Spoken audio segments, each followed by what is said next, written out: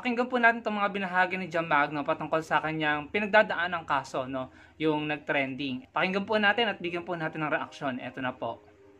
As of right now, dili na ako pwede pakita ang noun sa nagkaso sa ako. But you can search for it.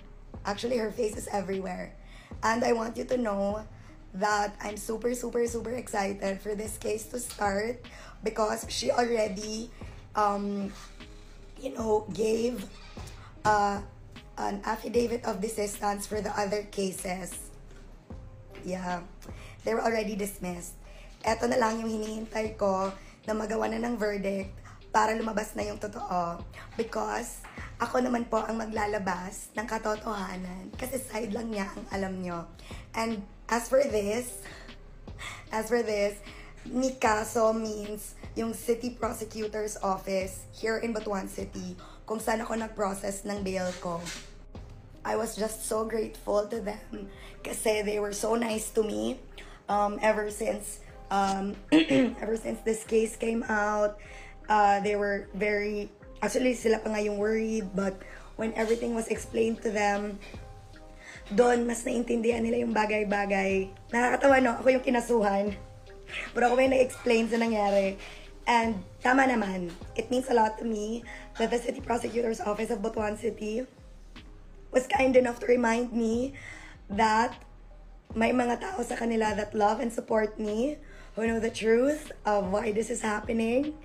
And then, aside from that, to remind everybody na hindi porket nagka-mugshot ka or hindi porket kinasuhan ka, guilty ka na. Ang importante na pag ginawa yan sa'yo at hindi ka guilty, huwag kang magpatinag. If you know the truth, if you have, the best legal team on your side, alam mo yon, if you have people who love you, support you, diba? Ako, I'm so grateful that this happened to me. Because if it happened to somebody who was weaker, Diyos me Lord, baka na paano na. But ako kasi, I was welcoming this. I was anticipating it. I know the reason. I want it to happen kasi sa mga hindi po nakakaalam, lahat po ng may kaso, may verdict po. At lahat po ng verdict meaning katapusan, it also means a beginning of another battle that is more exciting. Ang akin lang, mahirap talaga makipagtalo sa walang alam, sa judgmental, at sa mga ayaw talaga sa akin, tulad na nagkaso sa akin. Kaya para sa akin, go lang ng go. Oras mo karon or oras pa ni mo ron, ako nasad pohon. Abangan! Ingat! Mwah! Naku po, no, you must have misunderstood. Hindi po abala yung kaso na to kasi alam po namin na mangyayari to. Basta the truth will come out soon. Everything was planned, everything was faced with dignity. Kaya talaga ginawa ko to thank the people that stood with me, who know the truth, who support me, who understood why this is all happening. Kaya nagpapasalamat talaga ako doon sa police kasi hindi naman talaga nila ako dinakip. Sinundo po nila ako ng maayos kasi po planado ko po kung when ako mag-surrender. Since po paglabas ng warrant, nagpasabi na po ako kailan ako magsusurrender, saan ako magsusurrender, at plinano po ang lahat-lahat, even up to the mugshot. Kaya, ingat, kalma. Ito lang po yung reaction ko dyan. Parang si John Magno ay she's trying to make herself appear sa publiko as if hindi siya bother or unbothered siya doon sa kasong isinampa laban sa kanya. In my opinion, she's trying to make herself appear na confident, masaya, at hindi nagwo-worry doon sa kasong isinampa laban sa kanya. No po? Pero kung titignan ko yung mga mata niya at saka yung boses niya, yung pananalita niya, nararamdaman ko na siya po ay na-embarrass or nahihiya doon sa nangyayari.